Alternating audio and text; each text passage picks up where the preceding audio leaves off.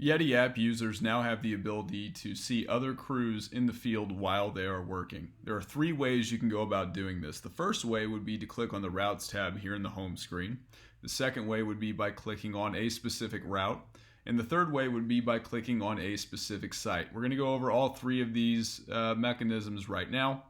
The first way that we can go about seeing who is doing what while they're working while we are working is by clicking on the Routes tab here in the home screen of the mobile app. So I will click the Routes tab and then immediately be met with the option to hit View Other Crews. Now, if I hit View Other Crews, I'm going to be met with a list of routes being serviced by every other person that works for the same company I work for.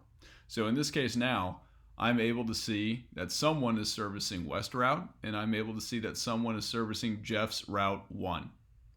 I can then click on one of these routes, and in this case I'm going to click on West Route, and I can see the crew members servicing the route.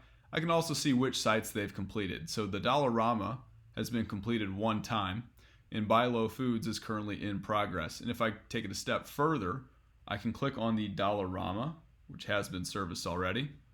I can click on the Performed Sites button down below, and I can see all the details of that site's performance, including weather conditions, ground conditions, and before and after photos, and lastly, services that were performed during that site visit. If I hit the back button here, and I'm going to hit it twice, you'll also be able to see that when I get to the point of being able to see who's done this route, I'll see the crew members, and I can swipe here to the left.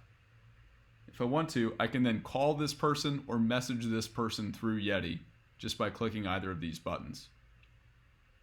Now I'm going to hit the Back to My Routes button in the top right corner of the screen, and that brings me back to my route screen where I can then select a route that I want to perform. Let's say in this case I would like to perform Jeff's Route 1. I can click here, and then you'll notice I still have the Crews on This Route button available to me. So now if I click this button, the only thing I'm going to see are other users who have serviced this route or are servicing this route, Jeff's Route 1. You'll notice the other route that was displaying no longer displays. And if I click here, I'll be able to see the same information that I had access to a moment ago. But I would like to take this a step further, and now we'll actually click on a site. So before I do that, I'm going to click Back to My Routes. Click on Jeff's Route 1. And let's say the first site I would like to service is the Dollarama down below. So I'll click here. I'm met with the information that you would typically see before you go service a site. Down at the bottom, I can hit Start Site if I would like to. I'll go ahead and do so.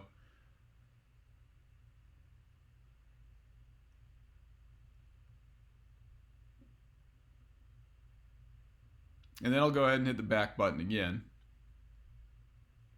Brings me back to the route screen, or the site screen. And if I click this button, Crews on This Site, you'll notice now I'm going to have two results. So this site appears on both West Route and Jeff's Route 1. And if I click on West Route, I'll be able to see that this site has been performed one time, and I can click to see the details. If I hit the back button, I can click then on Jeff's Route and see that this site also appears on Jeff's route and has been serviced one time on that route as well.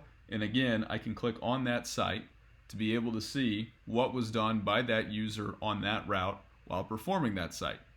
In this case, de-icing. So you have three options there to be able to see who is doing what while they're working, while you are working in the field.